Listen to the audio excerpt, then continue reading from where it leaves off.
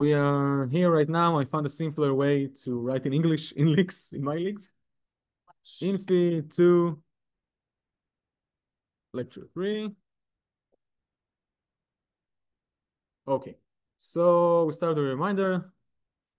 We started to discuss the following problem. We want to find the antiderivative of px over qx. Let's discuss both.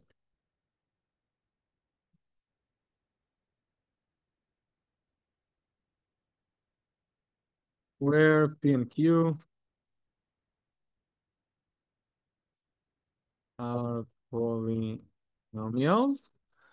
We called such function a rational one. If you want to turn off some of the lights, you can do so. I'm seeing it clearly from my point of view, but up to you. Oh, it's all the lights. Yeah. Talking about watching movies. Turn on the back one. Where did you get the pizza from? Go get popcorn as well. Okay, want to find the derivative of P and Q, P over Q, and as we mentioned last week, we have three main steps. You do it in 3 steps.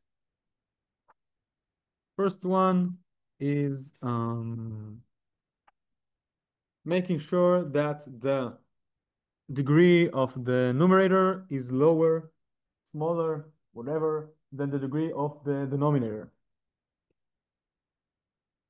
Making sure that the degree of the numerator is smaller. The main method is using the long division of polynomials. Polynomials division. But, and I 8 a.m. in the morning, I have the parallel lecture, the equivalent lecture for the Hebrew speaking students.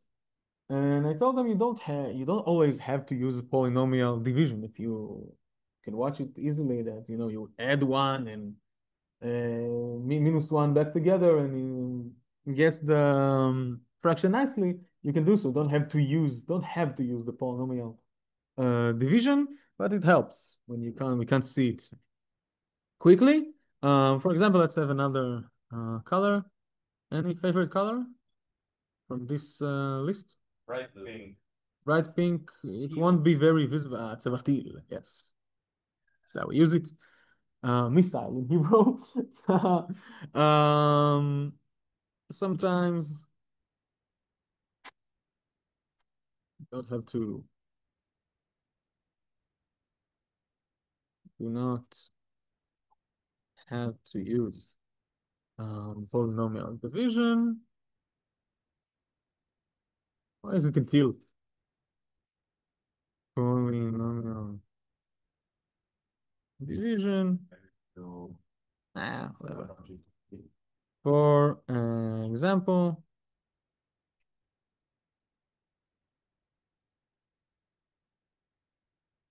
if we have, say, x to the power of 4 above x to the power of 3 minus 1. So one can easily see that adding and subtracting x in the numerator, on one hand, of course, it doesn't change anything. And on the other hand, one can write x to the power 4 minus x to the power 3 minus 1, hit each other. I stay with x plus x above 3 minus 1. So without using polynomial division, we get what we want. Numerator with degree lower than the degree of the denominator. We talked about polynomial division and all the stuff about it last week. We stopped in the second step, in the second level, of our process of finding the antiderivative. Um, yeah. And this is like it's very sticky, right? Like there's no Yes. kind of like way of like doing that unless you really see it. Yeah. Infi is one, let's say 10% knowledge and 90% shticks. I told you in Hebrew I called it trick shafel. We should find an appropriate English word for shafel.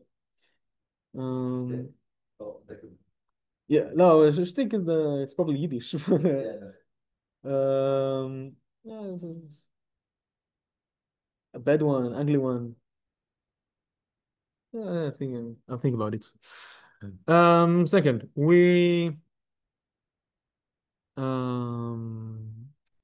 write the fraction as a sum of partial fraction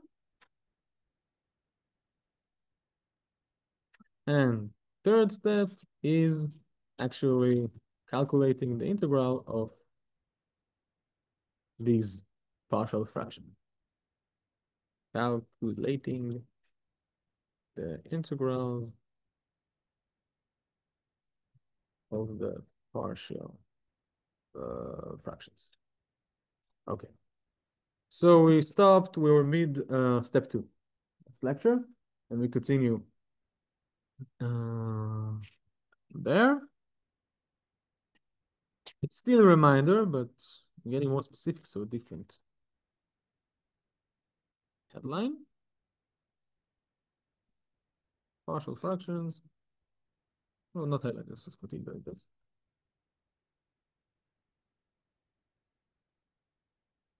Every polynomial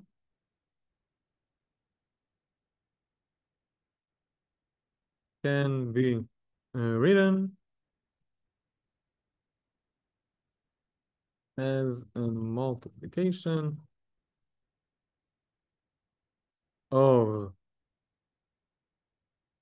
1 degree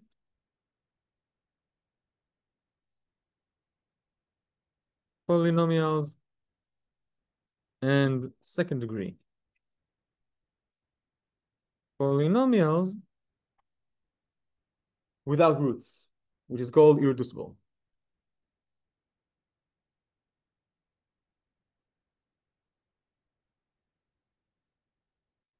For example,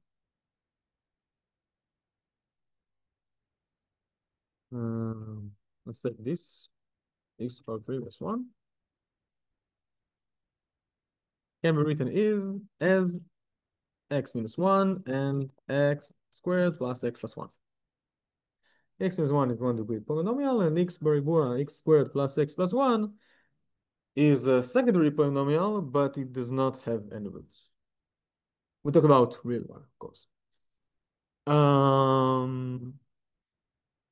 Now, what partial fraction is? Partial fraction is a fraction which has only one of the components, only of these polynomials in the denominator.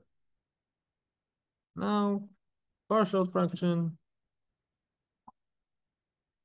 has only one of the components of these polynomials, those polynomials, in its denominator. In our case of the x power 3, in our case, we have that right now, in this point, it doesn't really matter what the numerator is, but we can use the example here with x. But before that, writing any fraction with x to power 3 minus 1 as its denominator, yet again, the numerator is with a degree smaller than 3. Writing it as a sum of partial fractions should have two fractions. One with x minus 1 in the denominator, and the second with x squared plus x plus 1.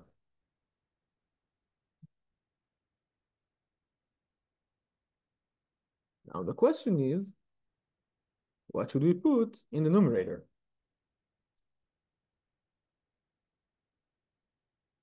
Yeah.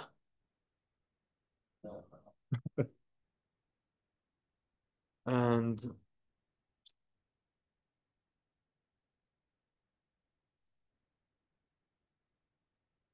let's talk about these questions in two parts. First of all, what should be the, let's say, the configuration? How should it look like? Without getting specific, it's 2 or 3. Do we put a constant in the numerator? Do we put something more complicated than a constant? And then we'll explain how we actually find it. We put a constant in the numerator. Excellent. What is the constant? So first of all, what should we put? What should we have in the numerator? Numerators, if you want. First of all, if the irreducible polynomial, if the polynomial is of the degree 1, we put a constant in the numerator. If the denominator, the polynomial in the denominator is degree 1, we put a constant in the numerator. If the polynomial is of degree 2,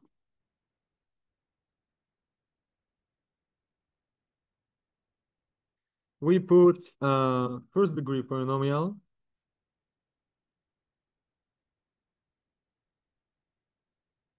in the numerator.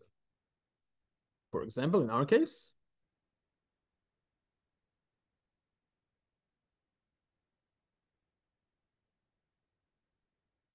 we have we have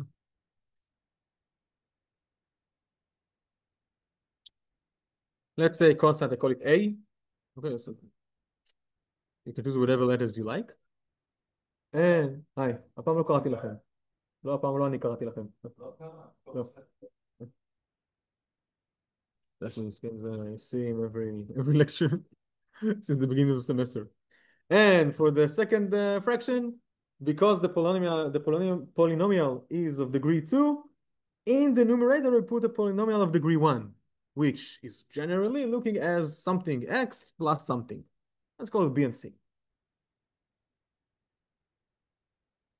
So that's for our configuration of how it should look. And now when we actually find the specific A, B, C for our case, let's say we have here x or something. No, it doesn't matter what this numerator is. It will always be in that configuration, that shape. But now,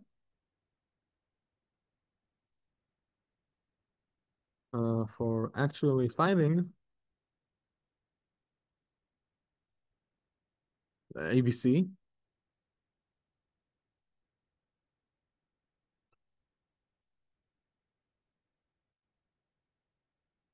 we let's say multiply the equation by the denominator. For example, let's say we have this x above x power 3 minus 1, and we multiply everything by the denominator, the big one, the x to power 3. Left side is x, right side is a multiplied by x bar plus x plus 1. Every element gets what he doesn't have in its denominator, and bx plus c is multiplied by x minus 1, so we have this equation. And in order to find a, b, c from this equation, one can do two things. First of all, we can open the brackets, organize it a little, and then compare the coefficients. Meaning that the coefficient of x squared on the left side is 0, and the coefficient of x squared on the right side, if you do open the brackets, etc., is a plus b, if I'm seeing it right. So we do have one equation, a plus b equals 0. And then you compare the coefficients of x. Here it's 1, and here it is, as far as I can see, a minus b plus c.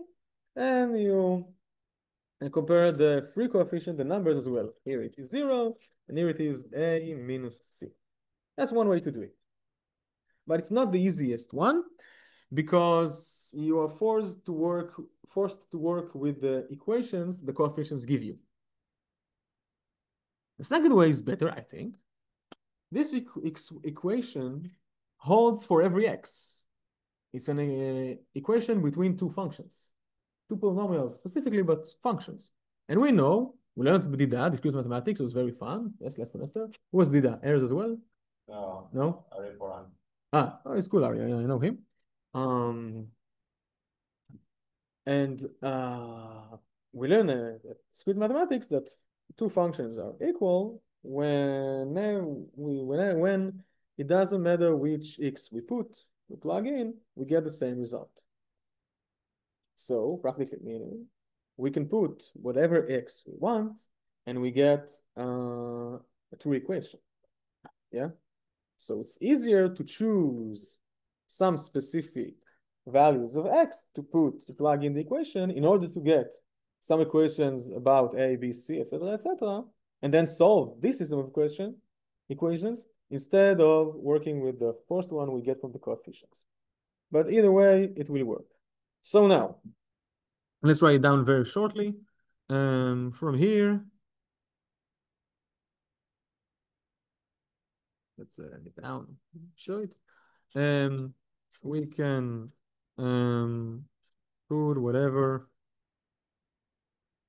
value of x we want. And have an equation containing ABC.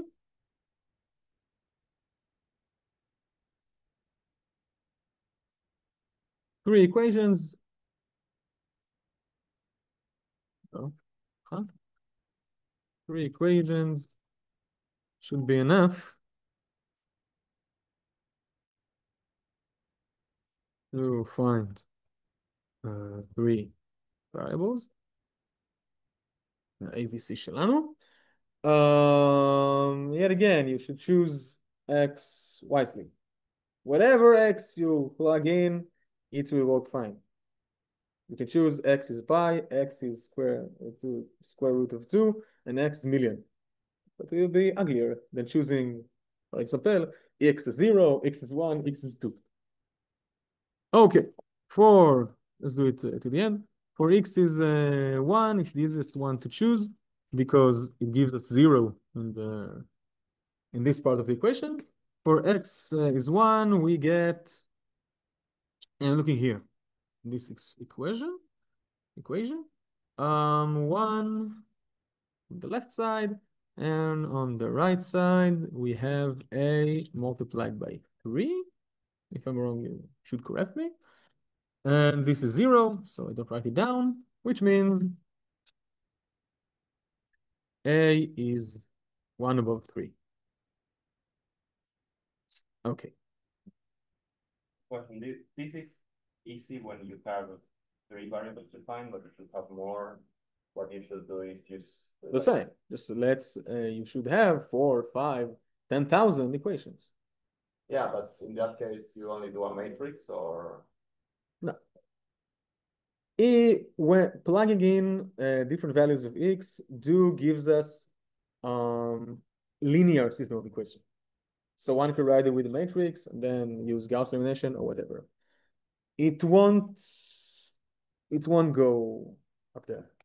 I mean, yet again, we have a full course, 2 lectures a week for 13 weeks, a lot of funny stuff on the syllabus.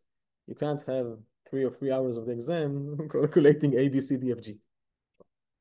3 letters, maybe 4 when it's easy, nothing more. But the method holds if you do have 10,000 letters, the same. Any other question? So that's for A, x1. Secondly, there's no value of x who makes this 0, which is good because it's irreducible. That's the whole point. But it means that we should be a bit creative if we want to plug in x's that gives us easy equations. Let's x0 is always good. Always nice and easy to put 0. If for x0 we get 0 instead of x, and here we have 1 multiplied by a, we've already defined that a is 1/3.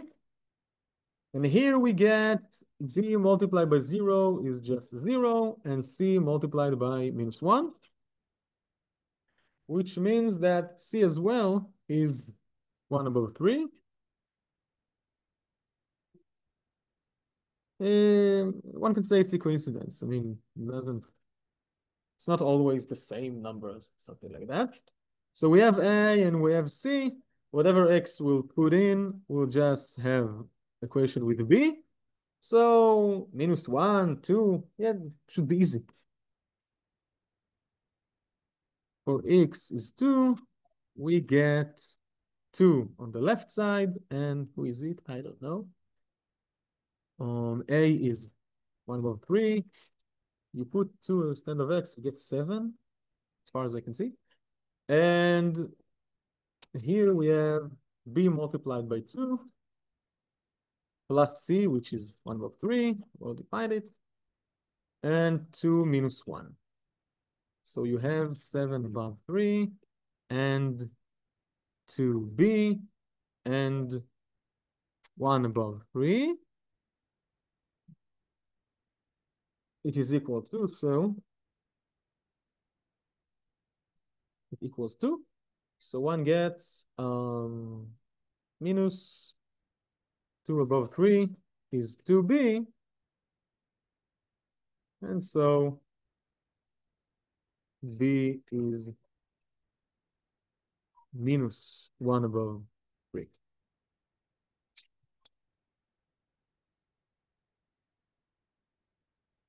Oh. Someone? So in conclusion,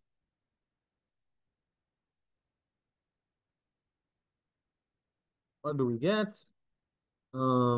X above x to the power of 3 minus 1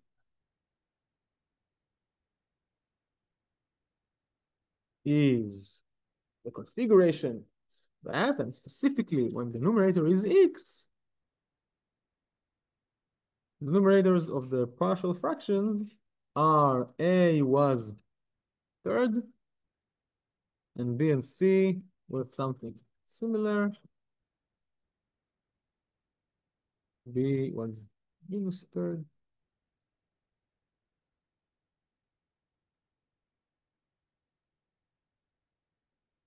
Third above x squared plus x plus 1.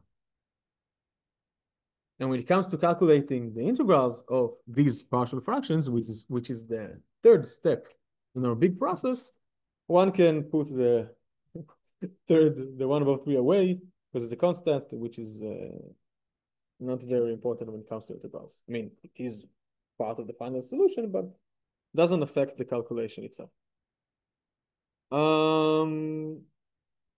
But before we go to step 3, we have something to add about step 2, about writing a fraction as a sum of partial fractions.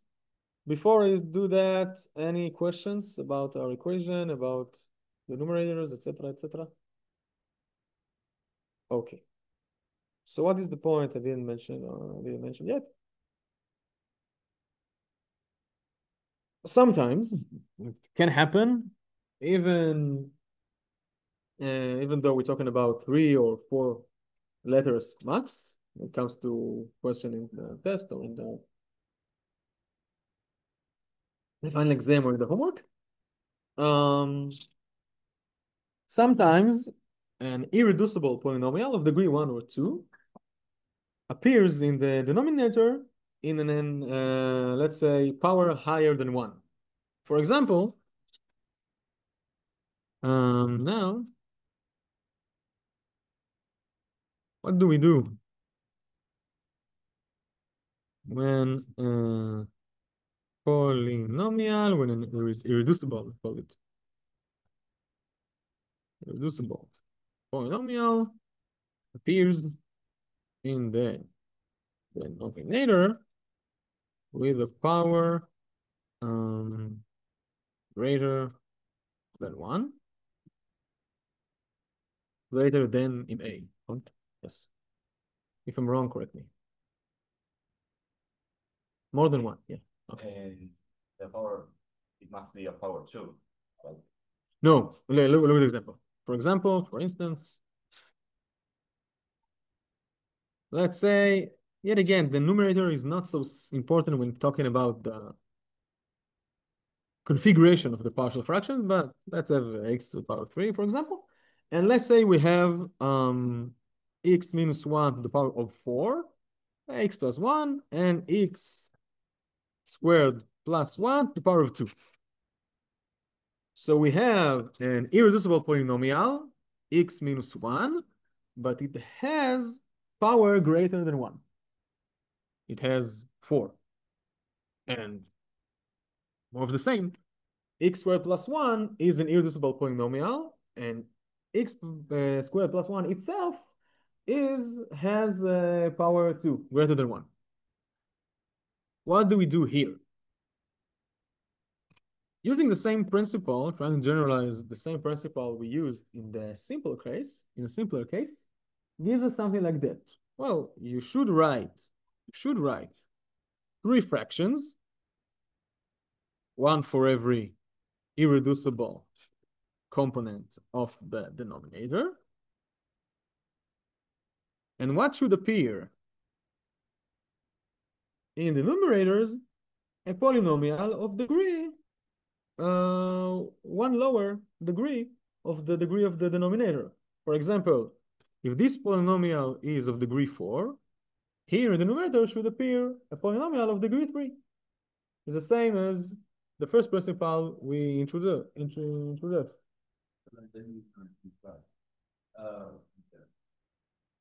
In the first principle, in the main principle, we said something like, if it's of degree 1, you put a constant, which one can think of as a polynomial of degree 0. And if it's of degree 2, you put something of degree 1. So why not keeping it that way? If we have a polynomial of degree 4, we should put here a polynomial of degree 3. And specifically here, it's the same. It's a polynomial of degree 4, so it should be of degree 3 on the numerator. Yes. When you have brackets to the power, don't you have to do like 1 for each power from 1 to... Exactly, that's what I want to say. Okay. They're coming from the near future, from the next 5 minutes. Huh? Yeah. One can write our big fraction as such a sum of partial fractions. The problem is that we have a goal. Writing a fraction as a sum of partial fractions is not the main goal. It's just a step to it. What is our goal? Calculating the integrals. And if you write the partial fractions like that, a polynomial of degree 3 above a polynomial of degree 4, you won't be able to calculate the integral. I mean, it's the same question. Polynomial above polynomial, what is the integral? So, as you mentioned and went out, coming from the future, in order to get partial fractions that we know to calculate their integrals, and how do we do that exactly? We'll explain on step 3, coming right next. We have to show it, to write it down as sum of partial fractions a bit differently. How?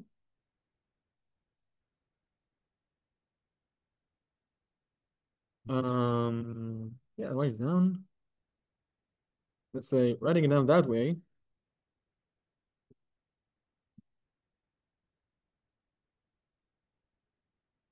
Fraction that way is mathematically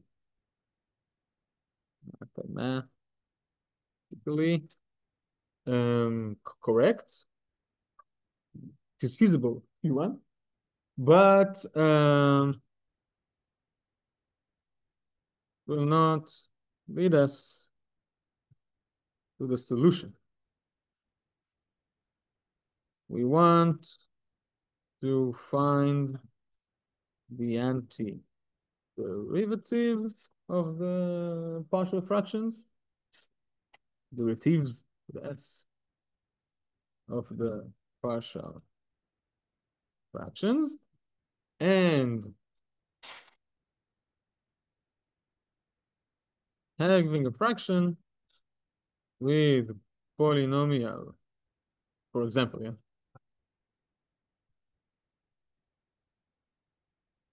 with polynomial of degree 3 in the numerator and degree 4, polynomials plural, and degree 4 in the denominator isn't helping. You don't know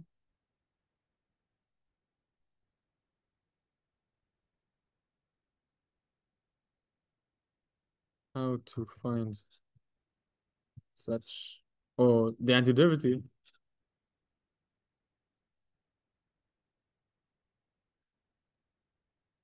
in such cases. So the odd case is better with what? If the polynomial degree was doing like the x squared, right? I mean, there are, but one can think of specific cases which it will be working on them. I mean, if you have here in the numerator x minus 1 to the power of 3, so it's all good. We can do it. But generally speaking, we cannot. So, as I mentioned, we write the partial fractions a bit different. How we do it? So, in such cases, we write the partial fractions in the following way.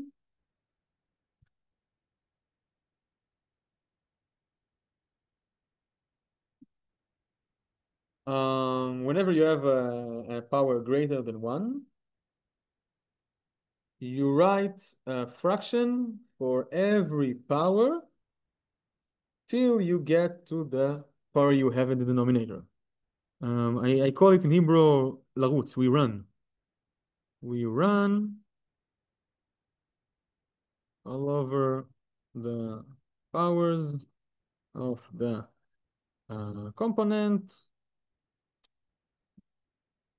from 1 to our power. Each one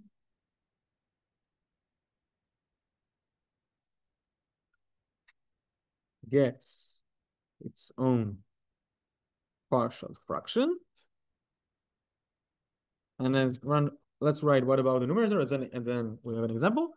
In the numerator, we put a constant or 1 degree polynomial according to the irreducible polynomial in the denominator, it doesn't matter what the power is.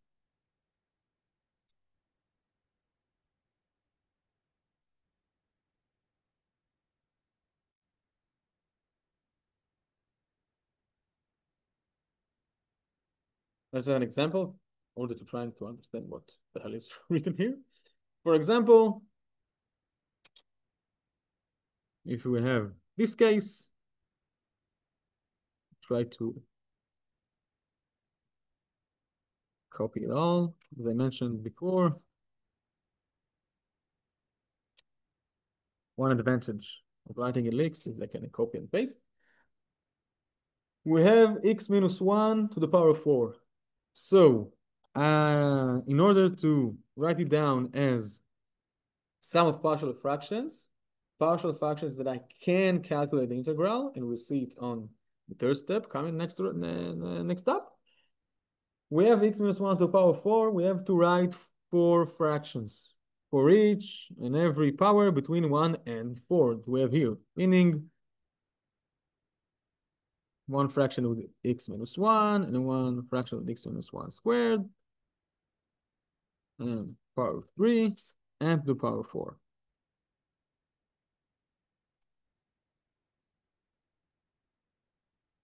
And in the numerators, we put a constant because we don't look at the power of the polynomial in the denominator, just at the polynomial itself. And the polynomial is of degree 1, x minus 1. So we put the constant accordingly.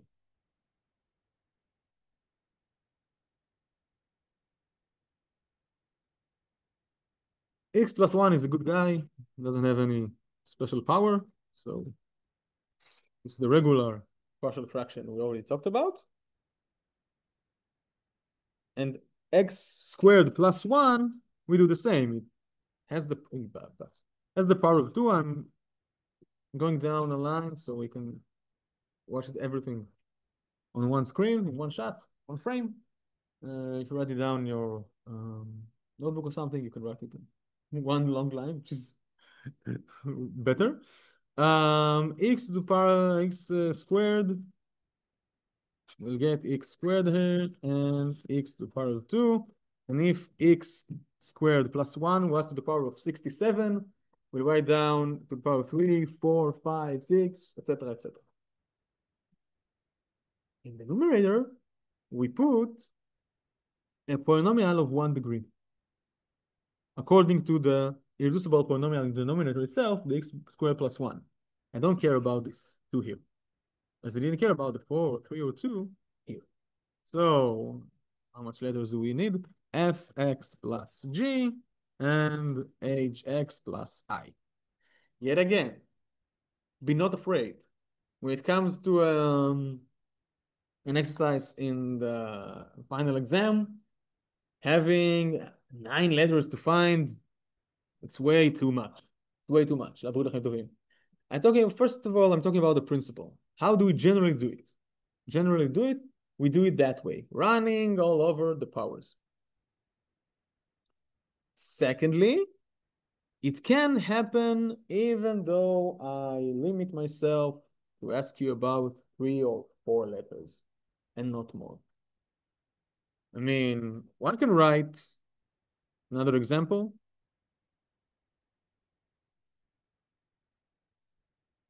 Another one, as DJ Khaled used to say. Yeah, let's say you have 1 above x minus 1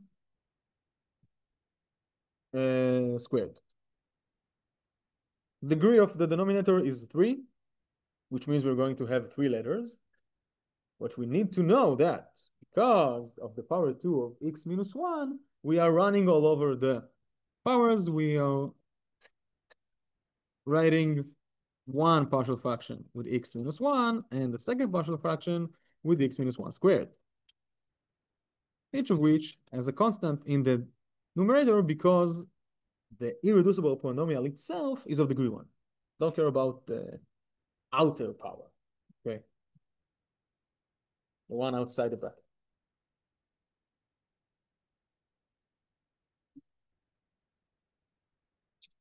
So this is a complete picture, say it that way, of writing down a fraction as some partial fractions.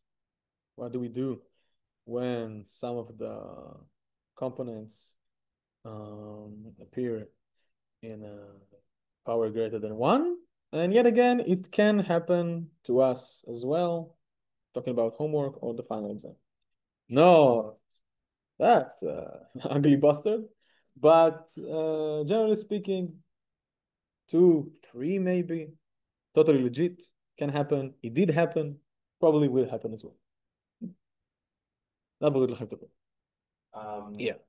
So just to understand quickly, we put a constant when the, the denominator is a polynomial of degree 1, Yes. even if it's squared or cubed Yeah. or whatever. And The question is, what is the degree of the irreducible polynomial?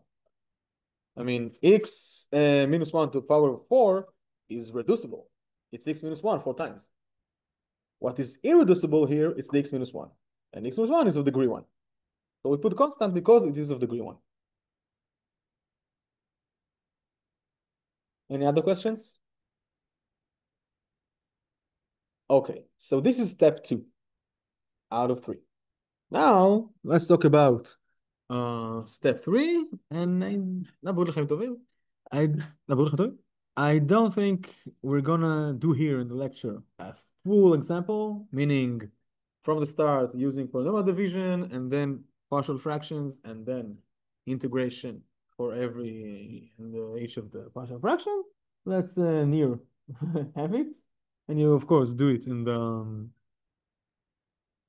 homework assignments. We talk very much details about each step, so I think it's enough for the lecture. So our third and last step in the big process is calculating the integrals of the partial fractions.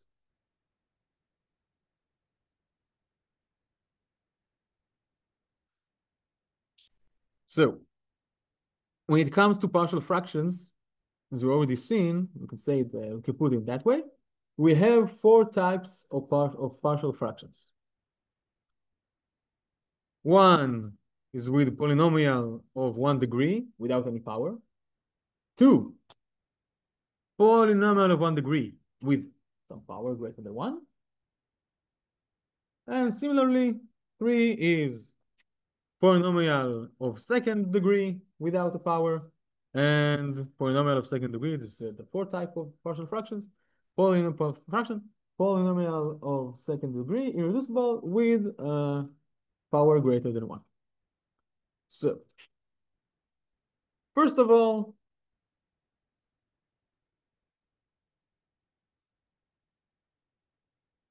the integral of partial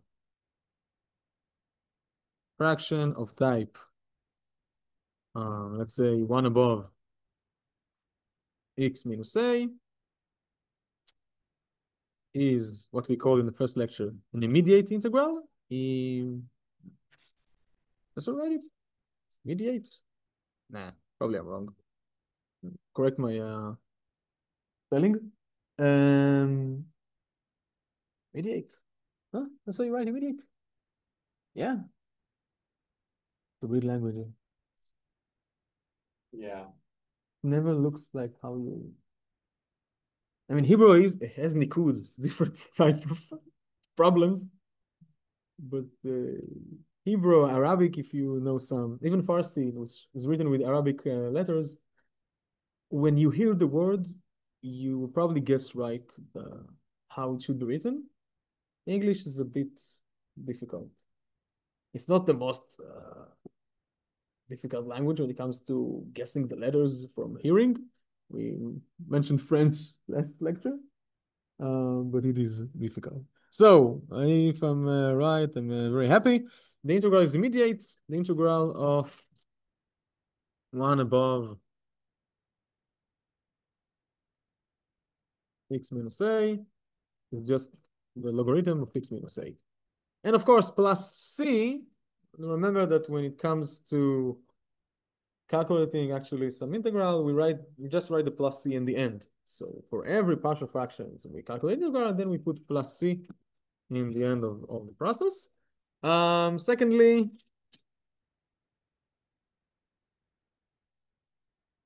the integral, it should be small I,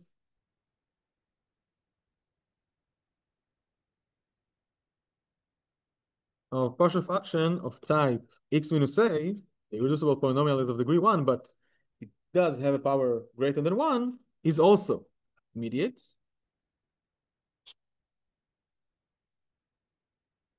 When you have x minus a to the power of n, you can write it as x minus a to the power of minus n. Down a bit, let's see it. Really? One can write x minus a to the power of minus n dx. And this is an immediate integral, the minus n. We add 1, and we put it in the denominator as well. And yet again, it will be formal plus c.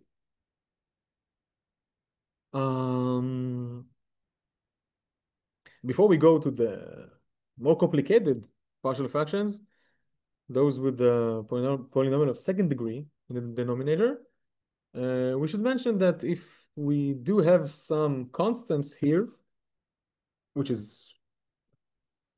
can happen, I mean, where was it? We have like third here in denominator. When it comes to integrals, constant are not a problem. We shouldn't be afraid of constant. Let's write it down. Of course, we can have constants in the numerator or in the denominator.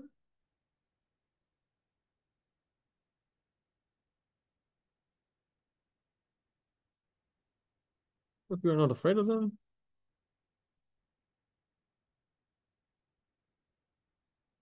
For example,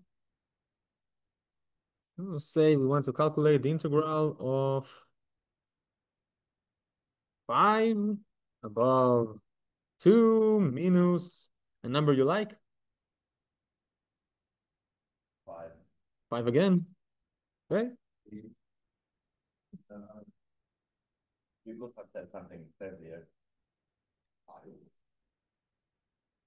We can take the 5 and the 2, put it outside the integral, and have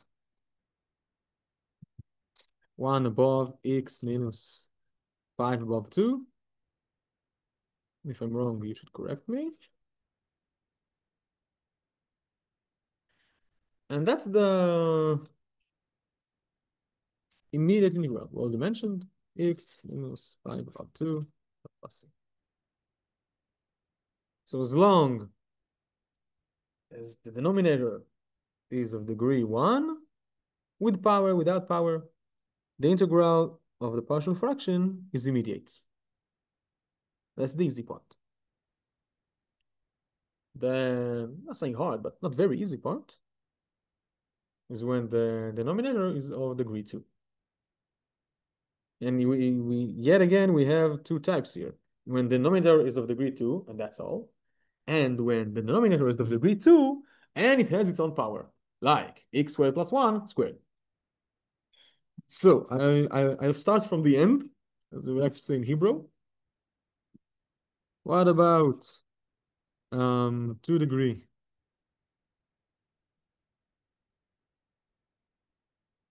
Irreducible polynomial in the denominator. So fractions with 2 degree irreducible polynomial with a power or in a power greater than 1, for example,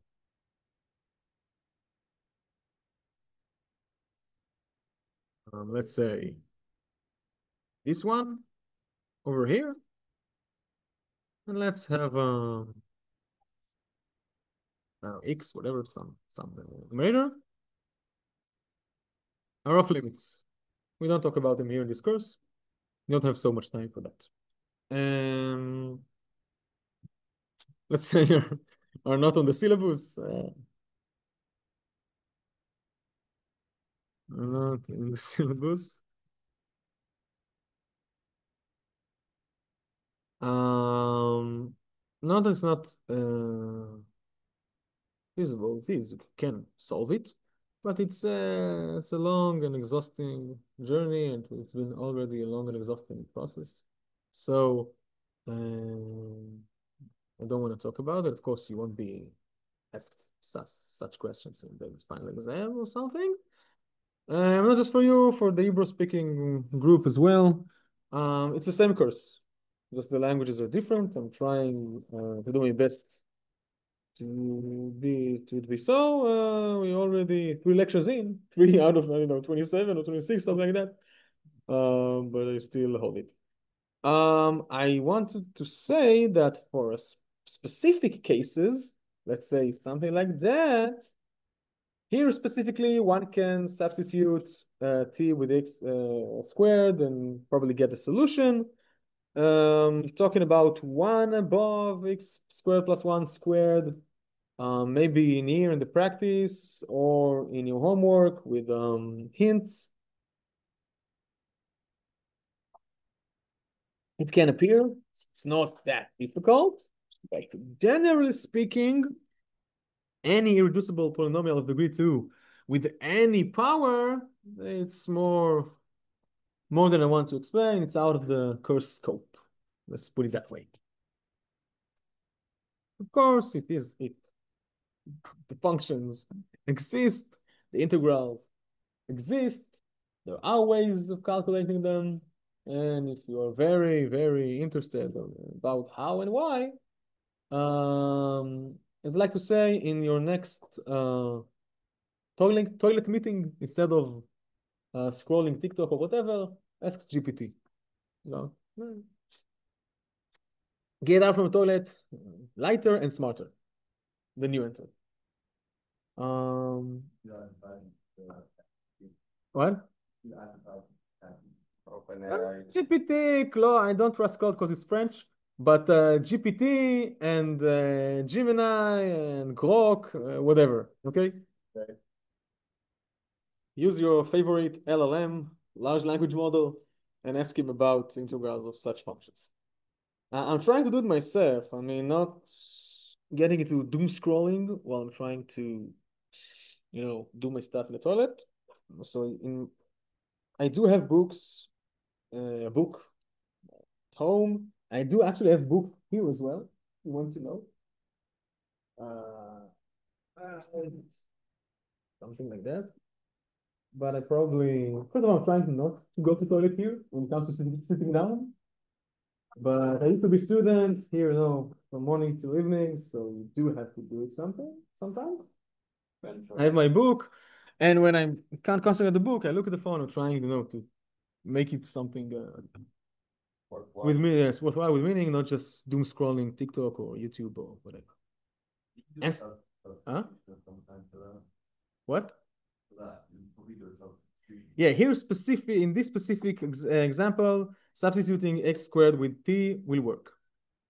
But generally speaking, let's have 1 instead of x. It's different type of fraction, and yet again, we're not going to talk about how we actually do it.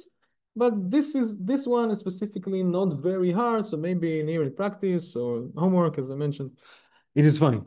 It's not very hard. This is fine. Yeah, I usually like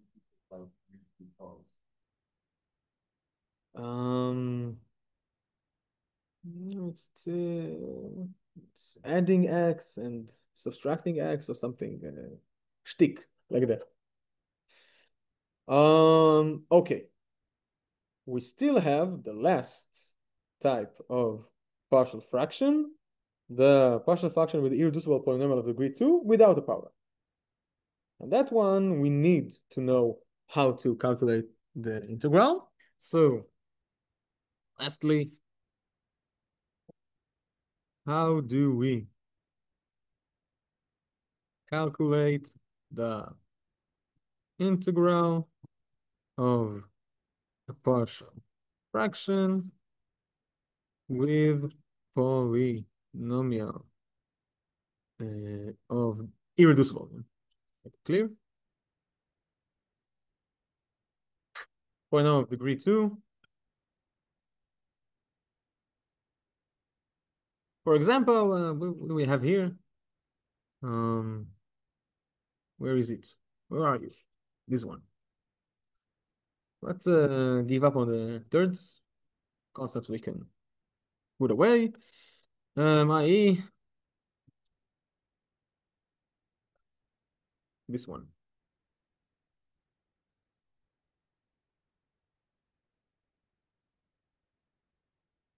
Put the question mark here. So, this little fella, generally speaking, integral of partial fraction, blah, blah, blah, requires its own little process for himself. We have to work in two steps, and we use these two formula. You can say formulas or formulae, something like that. The plural of formula. We use these two formula. We use these formula. First of all, if you have the derivative of a function in the numerator and the function itself on the denominator, the integral is ln of the function. And the plus c and the absolute value as we know them. Think of it in the other direction. What is the derivative of ln fx? F tag above f. That's the first formula. The second formula, I mentioned it, but not wrote it down in our first lecture, comes to arctangents. When you have not just x squared plus 1, but the magnificent x plus a squared plus b squared, it is still arctangents. I don't think we have the time to explain. It's not very difficult. Some little substitution of don't have the time. The integral becomes 1 above b arctangents of x plus a above b. It's only the arctangents. Parentheses, brackets, plus c. We use these formula. How do we use them? We have a bigger space between them. They're not so big, so it will get in the PDF afterwards. How do we use them? So first of all,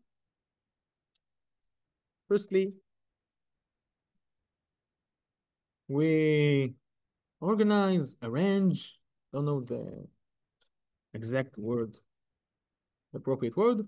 We arrange the numerator in in a way that the derivative of the denominator appears in the numerator. So we can use the first formula. It is important that what is left in the numerator, besides the derivative of the denominator, is a constant.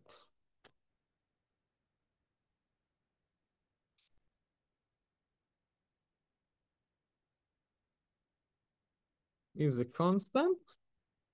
Let's of course have an example. Or no, let's write the second step and then we'll do both of them. in the integral. Bye-bye. It was nice having you here. Should come every lecture. I'm doing the test. Mhm.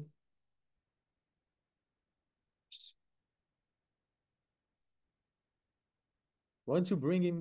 He brought him here for a full hour of Infi. What did he did wrong? He asked me. He asked you to what? To come and learn Infi? No, he came. He stayed for a week from America, and he was checking out colleges, like universities, Uh-huh. like schools and stuff. So I think you're talking E-Safety.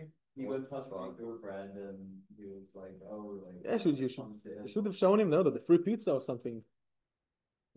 The beer they were handing out in the first day of the semester. What, he's going to learn computer science?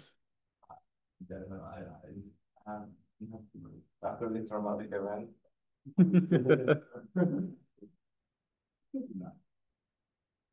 Okay, so let's write the second step. Let's write the second step and then have an example. Secondly, when we have a constant in the numerator,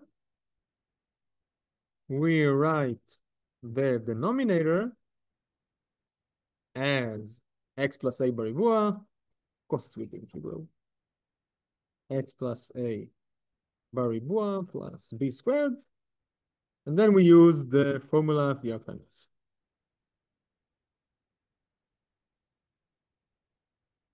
In order to use the formula the arctangents.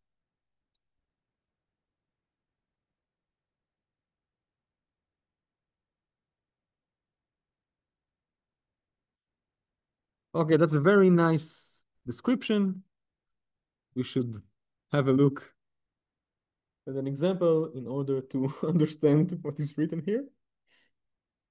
But I think I always say that that's what one of the main reasons that math is difficult. It's not instant. It's not ramen noodles. You have to write the general description. Without it, I just put an example of what the hell did you do? Why did you do it? But looking at the description itself without an example is very, very hard to understand what the hell is going on. So let's do it in our example.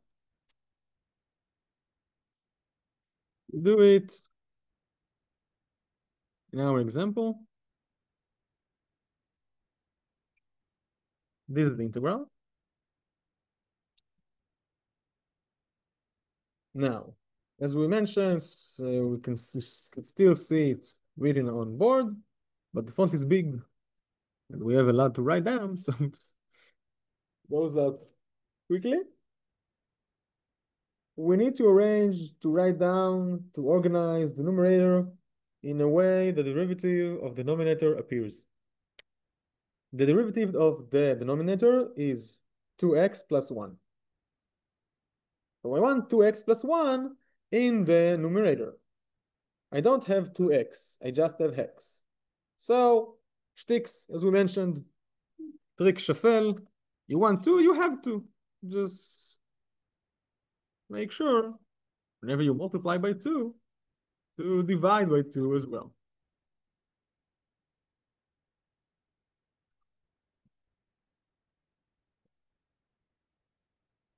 Multiplying by 2, dividing by 2, we have the same integral, just written differently. And of course, it's very important. When you come to a job interview, even a chit chat with friends, and they ask you, no, what are you actually doing in your computer science degree? You should take your serious face and say, man, it is very hard. You should never mention that you divide by 2 and multiply by 2 to get the same thing. Okay? They know that. They should have at least the facade of a difficult degree. But what? Why? Why are we stopping? Why like this? Don't do me like this. Another 20 minutes. Can updates? No. You ignore the warning. I no, just the warnings. The Another one is now it's updating. Oh, two dudes here, the poor technicians. Well, they came for the linear lecture. They came here and they said everything is okay. I was like, well, it's not me now. I didn't call you. no. But Uh, no, let's leave. Concerning sounds the computer makes, loading baseline, what the heck? What? launching missiles. What the hell are you doing?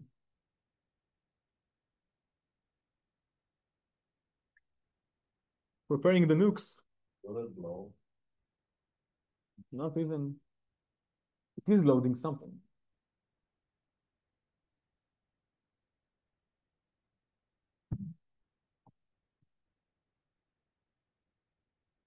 Sounds like a little dwarf trying to get out from the computer. User, welcome. Welcome. It's all so tiresome. Can't have one lecture, one smooth lecture, without any technical problem. So, one time the computer will not work for the first 20 minutes. And then the computer will work more than it should and update itself mid-lecture. You can always just use the board instead. Yes, but I need to use the computer nonetheless, at least for the recording. So when the computer, and my computer cannot record the board, only the computer of the room itself, it's connected to the camera. In that case, it decides to update itself in lecture. Commit suicide. Yes, it will be the same. The recording will be cut. So either way, running the board, running the mix, and yet again, if you prefer the mix, you can continue with it for the next lectures. I find it at that point easier for me. I have Tuesdays this semester for me are very long. I start at 8 a.m. consecutive classes till now, and then I'm driving to the Kale Minal College of Management in Rishon, and have another lecture for 4 hours, finish at 9 or something like that. Really, these people are rich as well. Yes, it's actually my main workplace. I consider their Segel Bachir, I don't know the exact word. What do you teach them? Computer science. Computer science. You know the individual school. The names? Yeah. No. Here you are 4 people, so I can remember the names. But when it comes to larger groups, and the groups is always, comes to lectures always above 100, no, I don't actually remember the names. Why? I think I have to do it. Oh, who study computer science? Yeah. Oh, you can ask them about me, probably they know me. I would have all phones. Didn't get it.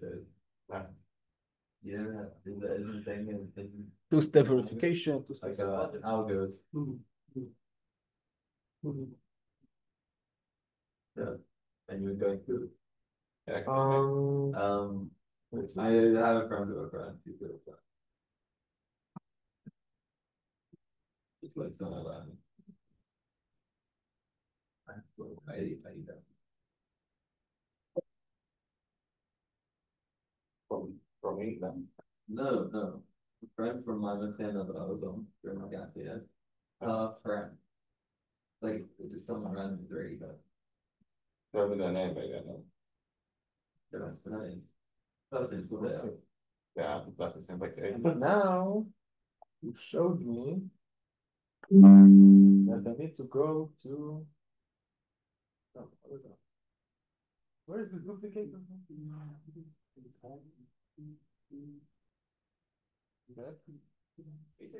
it widely accepted that the n over n factorial is just over n factorial? It goes to zero, but I don't know. When n limits to infinity, yeah. That 2 to n was over n factorial. Yeah. Extend this. It goes to zero. I don't know. If I Yeah. What's it? Those. Yeah, but do we have to prove it or not? Oh. Yeah, I think we have. Okay, we're back online. Why? We have more homework. And this is that. So multiplying by 2, dividing by 2. Don't tell anyone. Should see you should start to cry and such stuff. No, it's very hard. Degree. You shouldn't come. Should bring me a high salary. And now I want 2x plus 1, having the derivative of the denominator. So I can write it that way. Minus 2 is plus 1 minus 3. Yet again, shtick.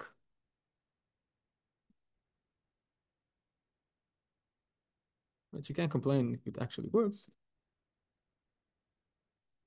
And when it comes to sum in the numerator, we can write it sum of the fractions, and sum of the fractions can be written as sum of the integrals.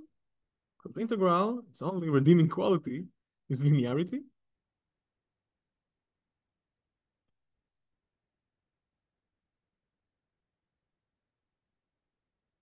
Minus 3. And this integral becomes what? This integral becomes the logarithm of the denominator. One can observe that the denominator is always positive, so the absolute value is not actually needed. It actually happens all the time because we're talking about irreducible polynomial, and irreducible polynomial doesn't have roots, doesn't go below the x-axis. And the second integral is 3 above 2, the integral of 1x plus 1 dx. So that's our first level. The sentence that starts with first of all. We write down the numerator in a way that, first of all, we find the derivative of the denominator. Secondly, what is left besides the derivative is a constant. Here it is minus 3, and we already put it outside the integral, and we have 1. Now for our second step in the mini process of step 3 from the big process of calculating integral of a rational function. When we have a constant in the numerator, we are willing to write the denominator in this way. X plus a squared plus b squared. So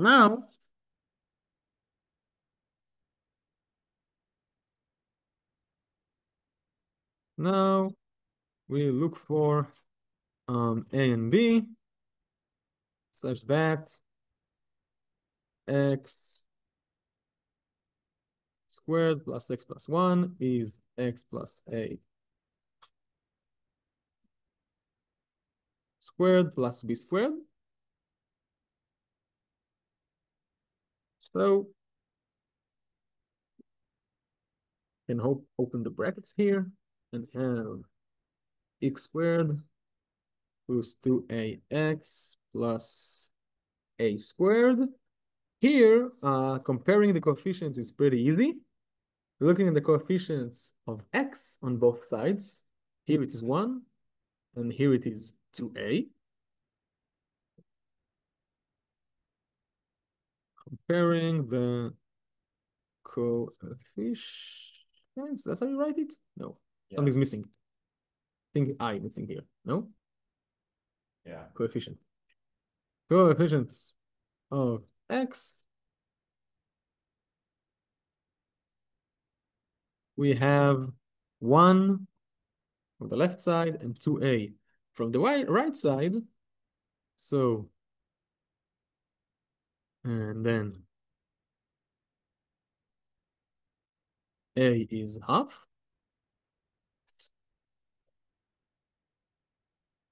Now, you can compare the coefficients of the number, the free coefficients without x. We have 1 on the left side and a squared plus b squared on the right side.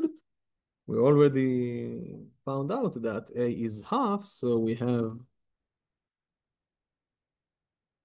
square, quarter, and b squared. So b squared is 3 above 4. We have two solutions. B is the square root of 3 above 4, and b is the minus of that. But it doesn't matter when it comes to the formula, because arctangents is an odd function, meaning the minus can get out. So if you put b and b or minus b and minus b, it's the same function. It does not matter. So I'll take the positive one. I have b is the square root of 3 above 4. And you take the square to the left side, it becomes 3 above 4, and then you write down the square root. This is b. So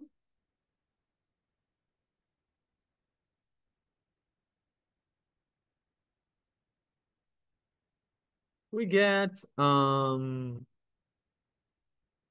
integral of 1 above x squared plus x plus 1 is actually the integral of x plus half squared plus square root of 3 above 4. The very nasty way of writing down x squared plus x plus 1. But we want it that way, as the Backstreet Boys said, because when it's written that way, I can use the formula of arctangents. Here with a is half and b is the square root of 3 above 4. So we get 1 above the square root of 3 above 4. You can change a little bit. Yes, it's 2 above the square root of 3 actually, but it's not very important for me. I want to show you the formula, not what is the exact final answer. This is the integral. And in conclusion,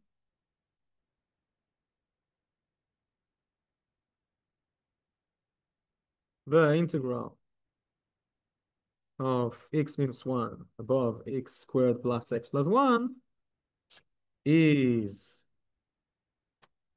this. First step, we got the ln.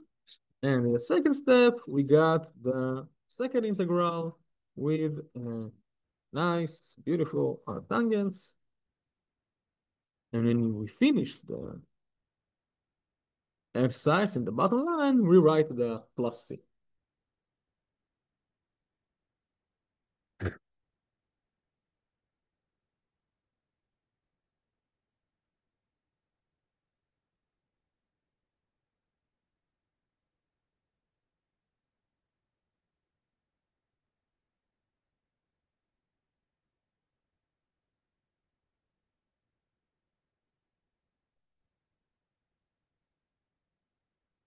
Any questions? Can we leave it like that? We have to make it after. It's fine. Okay. Want to know that you know how to calculate integral, not how to put the 4 up in the numerator or something like that. How did we get here to the logarithm minus 3 half? It was already there from our first step. In our first step, when we change the numerator in order to get the derivative denominator, we get the minus 3. And then for the integral itself, we used A and B in order to use the formula for time s, which we wrote earlier. Any other questions? I think I just have to go over the. Yes, go first of all to go puke and then Yeah. go over it again.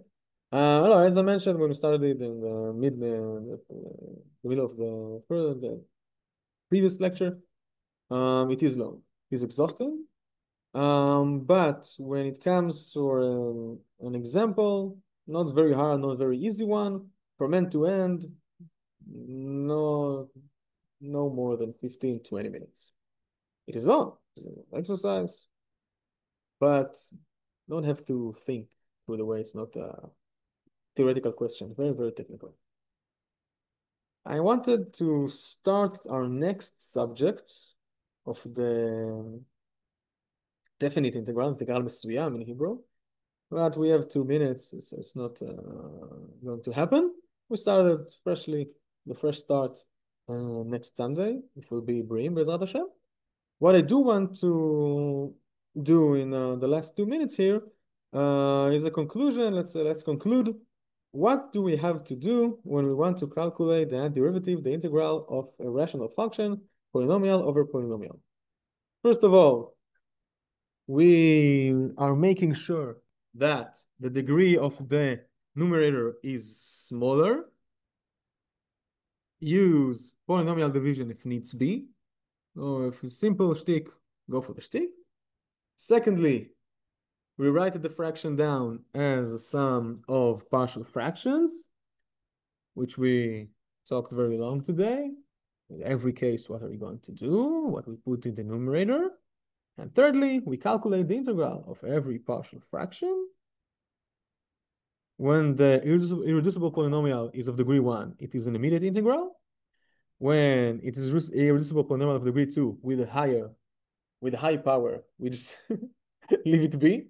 So going to be in our questions. Yet again, something simple with hints in the homework is totally fine. From me, Nir is responsible, holding accountable for the homework. He's a big boy, he can decide whatever he wants. And finally, when we have a partial fraction with an irreducible polynomial of degree 2 without any power in the denominator, we use these 2 steps.